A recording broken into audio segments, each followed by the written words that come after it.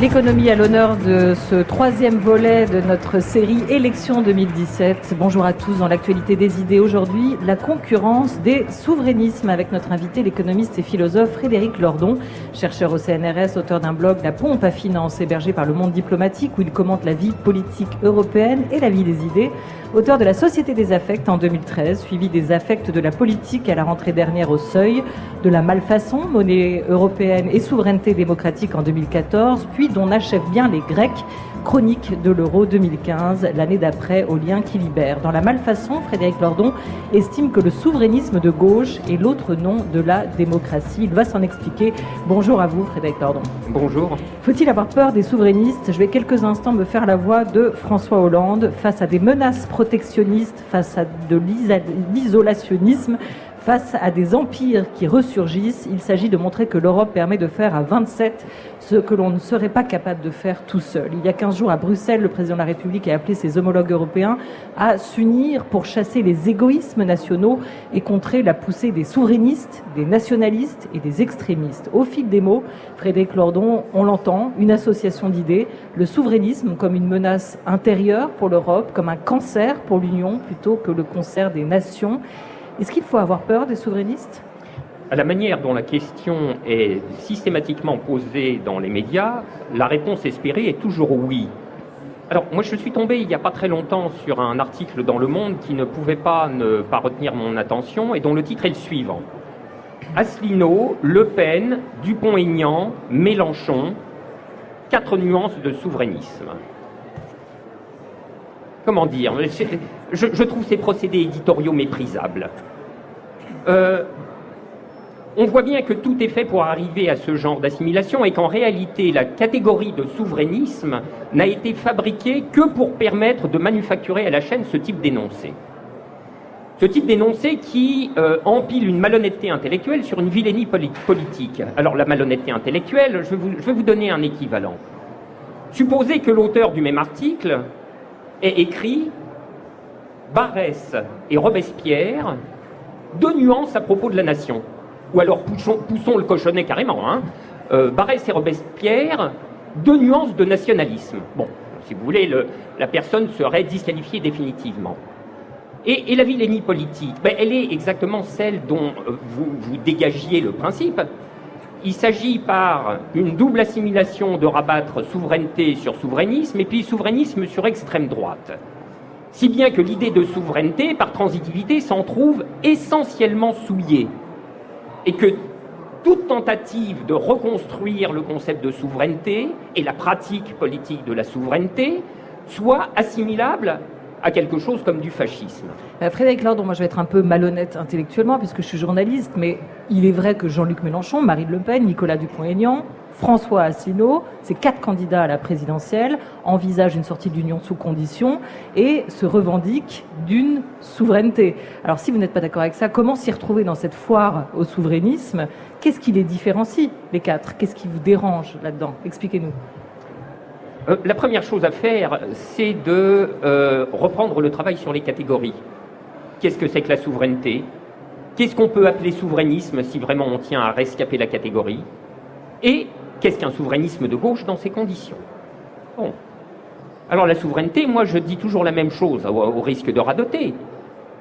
La souveraineté, c'est l'effort d'une communauté pour se rendre consciente et maîtresse de son destin. C'est ça, la souveraineté politique, dans son concept. Et vous voyez bien qu'ainsi, conceptuellement définie, cette souveraineté s'assimile en totalité au concept de démocratie, si bien que se déclarer anti-souverainisme ou anti-souveraineté, en ce sens conceptuel, c'est s'avouer antidémocrate. Pas de surprise à ce propos, c'est vraiment ce qu'est la construction européenne. Elle est radicalement antidémocratique. On en parlera peut-être tout à l'heure, j'espère. On va en reparler. Qu'est-ce que c'est que le souverainisme, si vraiment on veut en donner une définition non polémique? Le souverainisme, c'est l'idée que ce principe général de la souveraineté ne trouve ses réalisations, ses effectuations historiques concrètes que sur le ressort fini d'un certain territoire population, si vous me permettez ce mot valise. Et que cette souveraineté est constitutive de la communauté politique. Et qu'il faut bien reconnaître que les communautés politiques, par là, sont finies. Alors, dans ces conditions, qu'est-ce que le souverainisme de gauche? Voilà la question décisive. Eh bien, le souverainisme de gauche s'attaque, lui, à la question subsidiaire. Une fois qu'on a dit que la souveraineté, en fait, c'était la position d'un décidé collectif. La souveraineté, ça se résume dans la formule « nous décidons ». Alors oui, il y a une question subsidiaire qui vient immédiatement. Qui est ce « nous » ? Quelle est sa circonscription? Cette circonscription est-elle évolutive? Sous quelle modalité ce nous entre-t-il en rapport avec les autres nous qui l'entourent, etc. C'est là que ça va se jouer la différence du souverainisme de gauche. Eh bien, le souverainisme de gauche, d'une part, il dit « le nous n'est en aucun cas défini en termes essentialistes, ethniques, par les racines, le territoire, les morts ou tout ce que vous voulez ». Et il ajoute « les communautés politiques souveraines, si elles se reconnaissent comme finies, ça n'est pas l'humanité entière, une communauté politique, ça n'est pas le genre humain, comme le dit pourtant joliment l'Internationale. Ces communautés politiques ne s'en reconnaissent pas moins interdépendantes. Et plus que ça, elles ne font pas que se reconnaître comme interdépendantes, elles travaillent à l'approfondissement de ces interdépendances. Mais elles y travaillent jusqu'à un point qui ne contrevient pas au principe de la souveraineté politique lui-même, ce qui signifie, et là je vous l'accorderai entièrement, qu'il y a dans le souverainisme de gauche une tension intrinsèque entre ces deux pôles. Tisser le plus grand nombre d'interdépendances possibles sans remettre en question l'effectuation, l'exercice de la souveraineté elle-même. Alors, mais ça veut dire plein de choses, ça par exemple. Ça veut dire que travailler aux interdépendances, c'est intensifier les circulations. Les circulations de quoi? Eh bien, non pas les circulations de conteneurs, de marchandises ou de capitaux, les circulations d'hommes et d'œuvres.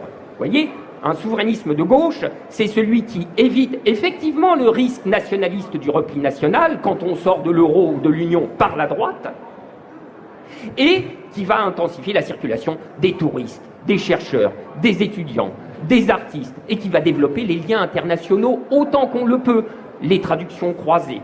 Alors, on est au Salon du Livre, ça tombe bien, si vous savez, si l'Union européenne voulait vraiment travailler à la cause de l'Europe, elle multiplierait par 10 les crédits de traduction. Donc, souveraineté de gauche, le peuple, souveraineté de droite, la nation. Mais dans cette idée de rendre la maîtrise de son destin à une communauté, pourquoi est-ce qu'on ne pourrait pas envisager un souverainisme du peuple européen, un souverainisme de gauche du peuple européen? Mais je l'accorde sans la moindre difficulté en principe. En effet, l'histoire nous a abondamment montré, et un philosophe qui est cher à mon cœur d'ailleurs, dans le traité théologico-politique le dit, mais très explicitement, la nature ne crée pas de nation. Ceci signifie, et c'est cet exemple-là que l'histoire nous a montré abondamment, que la circonscription des nations est profondément évolutive, que les nations sont des constructions historiques, et qu'on peut même former des peuples de peuples.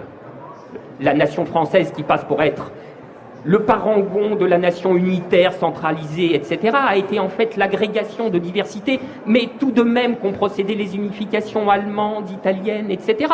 Donc, pourquoi ne pas envisager en effet un dépassement des circonscriptions nationales actuelles pour cheminer vers une communauté politique à une échelle territoriale étendue? Évidemment, ça s'envisage en principe. Je vous ferai remarquer au passage, d'ailleurs, que contrairement à ce que disent beaucoup des tenants de l'européisme, si vous me passez le mot polémique, il ne s'agit absolument pas de rompre ni avec la souveraineté, donc avec le souverainisme, ni avec le principe de l'État-nation. En aucun cas. Il s'agit simplement de redéployer ces principes à une échelle territoriale étendue. Et il s'agit bien de reconstituer une souveraineté européenne, un peuple européen, une citoyenneté européenne, etc., etc. Alors, je l'accorde en principe, mais après, la question est pratique, historique, conjoncturelle. C'est celle des conditions de possibilité de ce franchissement. Ces conditions sont contingentes, et je dis que pour l'heure, elles ne sont pas remplies. Et on les retrouve dans l'Europe, on la change, on la quitte de Jean-Luc Mélenchon notamment, qui envisage quand même de creuser ce sillon, enfin en tout cas qu'il évoque dans son plan A, c'est pas à l'ordre du jour dans le plan B. A contrario, juste Marine Le Pen aussi se propose de servir l'intérêt des peuples, en demandant le rapatriement des souverainetés monétaires, législatives, budgétaires et territoriales. Elle se propose même de servir l'intérêt des salariés et des ouvriers. C'est vous dire que le mensonge règne à tous les étages. Donc, moi, je ne prendrai pas à leur valeur faciale ce genre de propos. La nature ne crée pas de nation, mais il se trouve que l'histoire en a créé. Nous sommes dans la situation où nous sommes aujourd'hui En France, si l'on veut retrouver une souveraineté, vous nous parlez d'une souveraineté de droite qu'on connaît, et puis d'une souveraineté de gauche qui est tout de même relativement difficile à différencier concrètement de la souveraineté de droite, en ce sens que ce qui existe pour l'instant en tant que frontière, en tant que possibilité de faire un nous, ce sont les frontières nationales. C'est à partir de la nation française que ça peut se reconstituer. Et la possibilité de faire autrement semble difficile. Donc la différence, certes, est forte sur le plan théorique, mais sur le plan pratique, elle ne l'est peut-être pas aussi grande. Elle est très grande et elle l'est à deux niveaux différents. Il y a la perspective de long terme que vous évoquez, la construction historique par dépassement des nations présentes d'une communauté politique d'échelle étendue qui serait une communauté politique européenne. Ça, c'est la perspective de long terme. Ça fait quand même une différence qui est tout à fait importante. Mais il y a une différence de court terme, si j'ose dire. C'est que, si vous voulez, lorsqu'on a dit sortie de l'euro, on n'a pas dit grand-chose. Parce que de l'euro, on peut sortir par des bords très opposés. Vous pouvez sortir par le bord de droite. Alors, c'est pas une sortie de l'euro, mais c'est une sortie de l'Union. Le Brexit, par exemple. Le Brexit, c'est typiquement la sortie par la droite de l'Union européenne. Qu'est-ce que c'est que le projet politique du Brexit? C'est un projet de redéploiement des rapports de domination propres à l'ordre capitaliste sur une base nationale. Bon, et sur une base nationale, et en même temps, il ne faut pas se laisser abuser. On entend dire le Royaume-Uni va se couper du monde, mais enfin c'est une faribole. Il faut prendre vraiment les gens pour des demeurés pour leur servir une soupe pareille. Comme si le Royaume-Uni n'allait pas commercer intensément, et avec l'Europe même. C'est pour ça que les marchés n'ont pas... Il y a 180 nations à la surface de la Terre qui n'ont pas l'extrême bonheur d'appartenir à l'Union européenne. Alors elles sont coupées du monde. Mais qu'est-ce que c'est que cette blague? Bon, donc on peut sortir par la droite de l'euro, mais on peut aussi sortir par la gauche. Ce qui veut dire sortir par la gauche, ça veut dire que rompre avec l'euro est une condition nécessaire, mais en rien suffisante.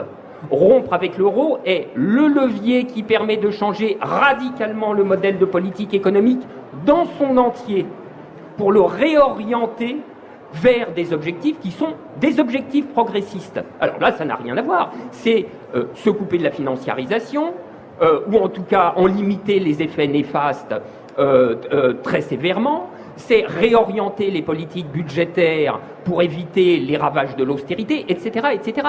Donc, sortie de l'euro, si vous voulez, tant que vous ne l'avez pas qualifié, tant que vous n'avez pas dit ce que vous faites avec, vous n'avez rien dit. Et il y a une manière de gauche de dire ce qu'on fait avec. Et est-ce que quelqu'un dans la campagne dit une manière de gauche par rapport à l'Europe qui vous conviendrait à peu près, en tout cas le moins mal? Écoutez, c'est difficile parce que toute prise c'est difficile ce genre de question parce que toute prise de position en cette matière est inévitablement reconvertie dans la grammaire du soutien, voilà, quand ça n'est pas de l'appel à voter, voilà, etc. Mais attendez, je vais répondre quand même. Pour toutes les réserves que j'ai vis-à-vis de sa candidature, mais ça serait un autre sujet. Il est indéniable, à mon avis, que, sur le papier, clause importante, c'est le programme de Mélenchon qui se rapproche le plus de cette sortie par la gauche de l'euro. Et justement, l'Europe est devenue, on a le sentiment en tout cas, le principal obstacle de l'union de la gauche, version Benoît Hamon, Jean-Luc Mélenchon. Comment on peut expliquer ça? Qu'est-ce qui les différencie réellement sur ce point-là? Alors là, si vous voulez, il faut faire un petit détour par ce qui me semble être un des problèmes intellectuels et inséparablement politiques de l'époque, qui est le fléau du nominalisme. On confond le mot et la chose, et on suppose que la continuité dans les mots correspond à une continuité dans les choses, et il n'en est rien. Donc lorsque vous dites qu'il y a un débat à l'intérieur de la gauche, je me demande ce qu'il faut appeler véritablement gauche. Bon. D'un certain point de vue, on peut considérer que le choix inconditionnel pour la construction européenne, la monnaie unique telle qu'elle est, sans aucune ambition de la transformer sérieusement, interdit de qualifier les partis anciennement dits de gauche de gauche. Voilà, pour moi, pour une raison extrêmement simple, c'est qu'il n'y a aucune politique progressiste possible dans le cadre actuel et intransformé des institutions européennes. Aucune.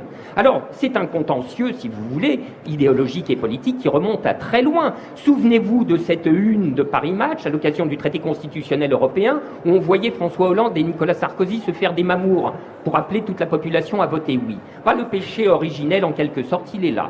Bon, à partir de là, la ligne de partage des eaux est extrêmement claire. Il y a ceux qui sont résolus à transformer ces institutions moyennant l'engagement du rapport de force adéquat, et il y a ceux qui ne le veulent pas. Et ça dessine deux camps qui sont inconciliables.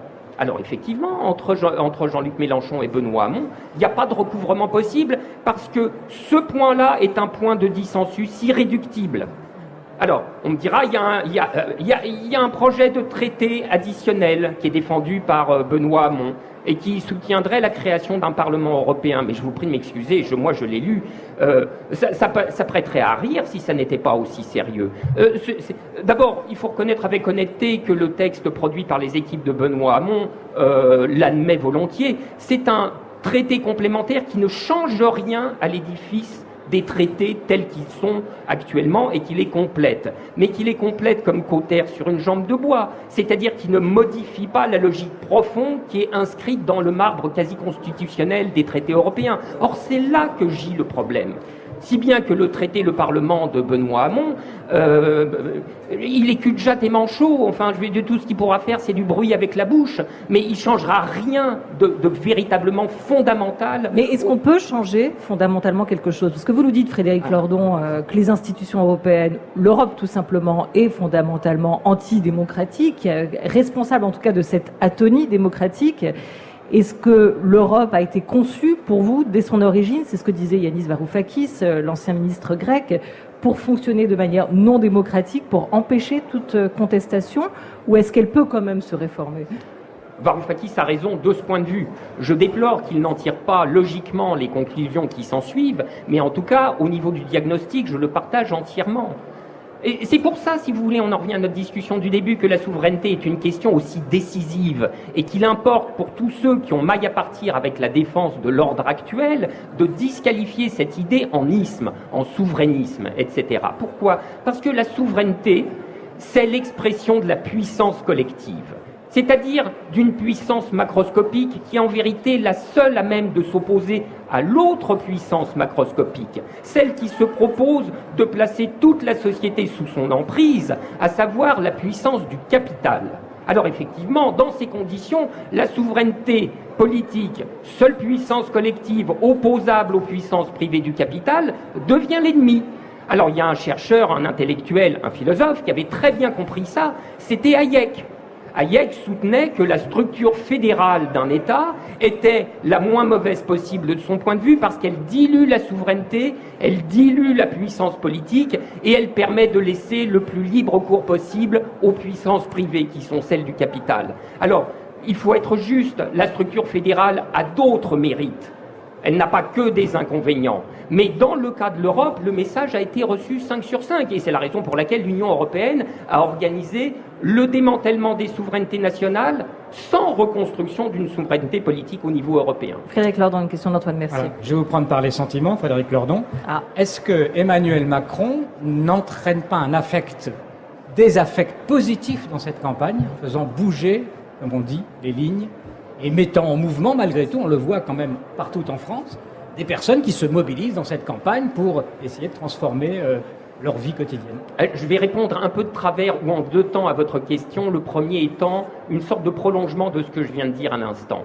Car la stratégie européenne, en réalité, ne peut pas aller jusqu'au bout du bout de la démolition des souverainetés nationales, et donc elle est mixte. Si vous voulez, elle consiste en démanteler les souverainetés là où elles existent autant qu'on peut et conquérir les débris, occuper les gravats. Alors voilà, oui, de ce point de vue, Macron, c'est l'homme idéal, c'est parfait. Bon, vous avez le vide de souveraineté au niveau européen, et puis vous avez l'homme du capital, n'est-ce pas, qui occupe les débris. Alors ça, c'est la combinaison parfaite. Hein. C'est ceinture et bretelles, donc on est paré pour faire face à toute éventualité, et par derrière, le monde fait le service après-vente idéologique en vous expliquant que toute tentative de s'opposer à ce genre de dynamique est essentiellement fasciste. Alors maintenant, sur les affects qui sont à l'œuvre autour d'Emmanuel Macron, mais si vous voulez, il y en a trivialement comme il y en a autour de tous les candidats à une élection présidentielle. Alors maintenant, il s'agit de savoir quel est leur contenu et quelle est leur échelle, quelle est leur intensité et quelle est leur extension. Moi, je persiste à croire, en dépit de tout ce qu'on nous raconte, que Emmanuel Macron est un candidat sans base sociale réelle et qui ne parcourt sa trajectoire que sous l'effet de puissantes et permanentes injections de stéroïdes sondagio-médiatiques. Voilà. Et que ça peut faire une élection. Oui, ça peut faire une élection. Mais ça ne fera pas un mandat très tranquille.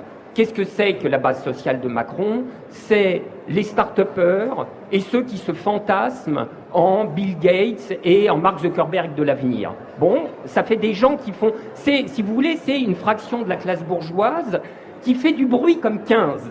Ah, ça, c'est le propre de la classe bourgeoise. Elle sait faire du bruit comme 15. Mais, si vous voulez, comme disait Platon, dans les profondeurs du pays, il y a le gros animal. Et lui, on ne lui donne pas la parole.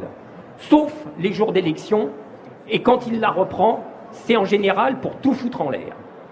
Invité de cette deuxième et dernière partie de la grande table aujourd'hui, l'économiste et philosophe Frédéric Lordon, assis mais toujours debout de jour comme de nuit. France Culture, il est 13h18. France Culture, la grande table, Olivia Gesbert. Non, c'est pas terminé, c'est la suite. On est ensemble jusqu'à 13h30, Frédéric Lordon. Aujourd'hui, journée spéciale sur France Culture, l'économie à l'heure des choix. Justement, parlons-en. Quels sont pour vous, Frédéric Lordon, les grands choix économiques qui devraient s'imposer dans cette campagne et surtout qui seront à l'ordre du jour des 5 prochaines années pour le ou la future président, présidente, ceux auxquels il ou elle sera confronté à l'avenir. En ce moment, on parle beaucoup de la question de l'austérité, renégocier la dette, le respect de la règle des 3%. On parle aussi protectionnisme dans cette campagne, inégalité un petit peu, sans trop y apporter de solutions, du nombre de fonctionnaires à réduire ou à augmenter, c'est-à-dire du plus ou du moins d'État. Quels sont pour vous les grands thèmes, les vrais thèmes qui devraient s'imposer aujourd'hui? Mais écoutez, on n'a parlé que de ça. La question préjudicielle, la question préalable à toute autre question de politique économique est la question européenne. Et, je dirais plus généralement, c'est la question des structures, de la configuration des structures macroéconomiques. Alors c'est un peu abstrait, c'est un peu lointain, c'est un peu difficile à saisir, mais c'est d'une importance en réalité capitale. Vous savez, on reproche souvent, non sans raison, aux libéraux d'en tenir pour l'adage thatchérien selon lequel il n'y a pas d'alternative. Mais on est obligé de reconnaître d'une certaine manière que cette maxime, il n'y a pas d'alternative, est vraie, elle est objectivement vraie. Alors ça doit paraître tout à fait surprenant que moi je dise une chose pareille, donc il faut que je complète mon propos. Il est vrai qu'il n'y a pas d'alternative dans le cadre des structures telles qu'elles ont été établies présentement et que pour reconstituer des alternatives, il faut impérativement modifier les structures du cadre.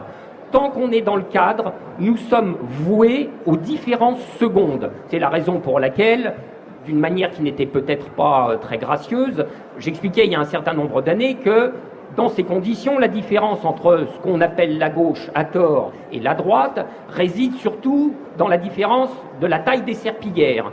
Alors la gauche, grande serpillière, la droite, petite serpillière, pour éponger les dégâts.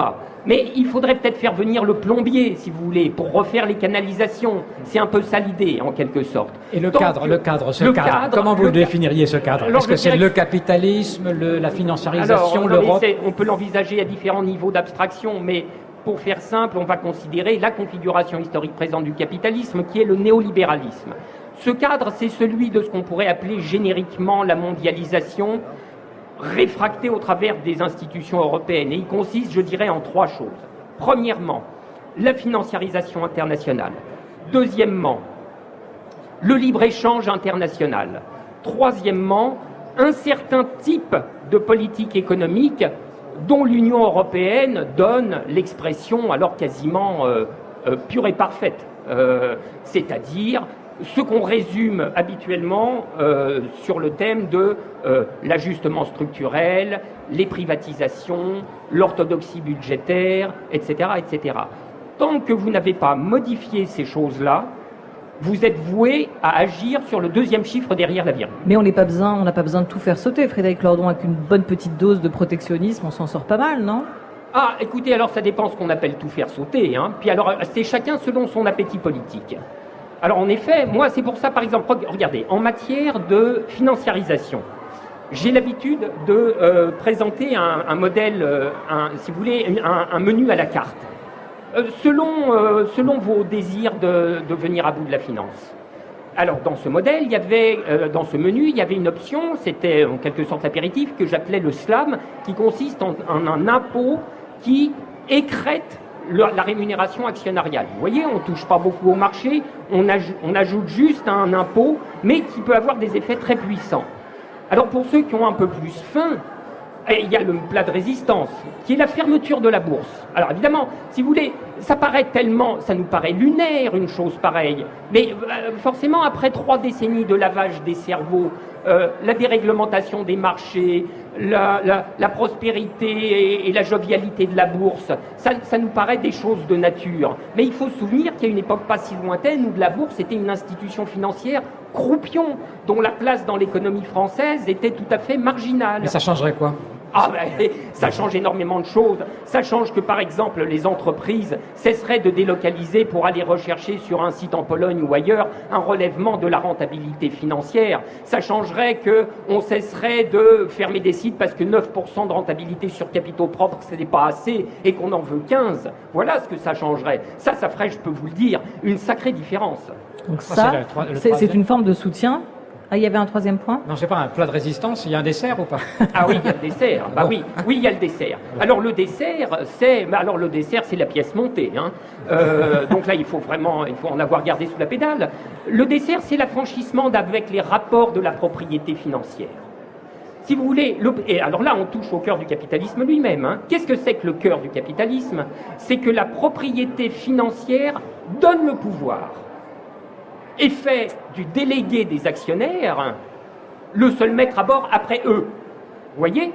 Bon, alors ça, évidemment, ça établit dans l'entreprise, mais alors, Pépé Marx avait vu ça dès l'origine, ça établit dans l'entreprise des rapports qui sont le contraire absolu de tout ce qu'on pourrait entendre, même avec indulgence, sous le nom de démocratie.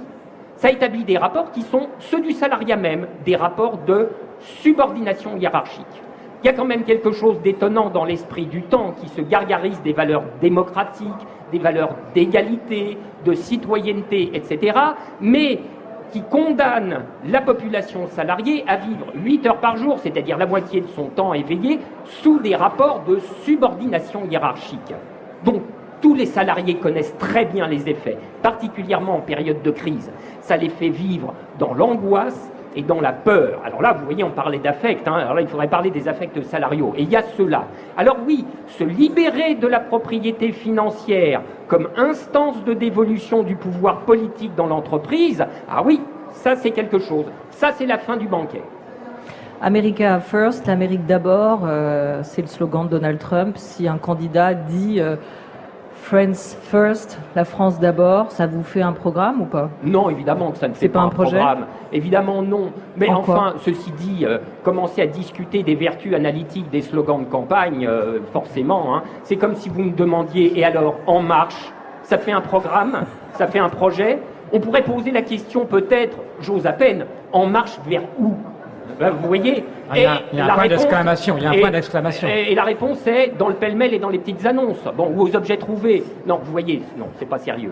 Alors, et America First, comme France First, ça serait aussi peu sérieux. Et est-ce que Nuit debout, again, va reprendre ? Comment le mouvement évolue ? Est-ce qu'il continue ? Non, mais moi, je n'en sais rien parce que Nuit debout est une espèce de corps collectif qui vit de sa vie propre. Alors, ce que je peux vous dire tout de même, c'est 2 choses. c'est qu'il y a des projets de célébrer le 32 mars. Bon, alors voilà, ça c'est bien. Moi je trouve que ça c'est bien. Et puis il y a des projets de manifestation. Alors, Nuit debout s'y associera, je suppose. Des projets de manifestation le 22 avril, qui est, ça ne vous aura pas échappé, la veille du 23. Et puis également le 23, parce que le 23, probablement, on va en avoir la mâchoire décrochée. Bon, et qu'il sera temps de réagir. Pourquoi est-ce que ces mouvements sont plus que jamais à l'actualité politique? Parce qu'on voit bien qu'on est dans un état de crise terminale des institutions présentes. Et précisément que cette crise terminale se diagnostique alors à toute une série de choses. D'abord, à l'extraordinaire instabilité de la campagne, alors qui, si vous voulez, des rebondissements pareils, qui ne sont pas accidentels. Je veux dire, tous ces rebondissements faramineux, l'éviction de Hollande, les costards de Fillon, etc., sous le vernis anecdotique, sont les expressions locales d'une nécessité très profonde, qui est celle de l'entrée en agonie des institutions politiques, avec les déplacements considérables qui sont en train de s'opérer. Si vous voulez, pour avoir vu percer une candidature telle que Macron, qui réunit de Robert Rue à Alain Madelin, c'est vraiment que on marche sur la tête, ou alors qu'il y a une escroquerie de très grand format qui est dans le tuyau, ce qui serait également mon hypothèse. Alors voilà, la crise terminale de ces institutions politiques, elle se diagnostique symptomatiquement à toutes ces petites manifestations et profondément au fait que, en réalité, depuis 30 ans, il a été impossible de renouveler sérieusement l'offre politique et d'y faire percer ce que j'appellerais une différence significative. C'est bien là la raison de la montée constante du Front National. C'est la fermeture de toute différence. Et le peuple électoral est mort de faim, si bien qu'il se jettera sur la première différence qui passera dans son champ de vision, fût-ce la pire. Et la seule différence qu'on laisse prospérer, c'est celle de l'extrême droite, parce que c'est le repoussoir idéal. Merci beaucoup Frédéric Lordon. Dernier ouvrage paru, Les affects de la politique, c'est au Seuil. Merci mille fois à vous.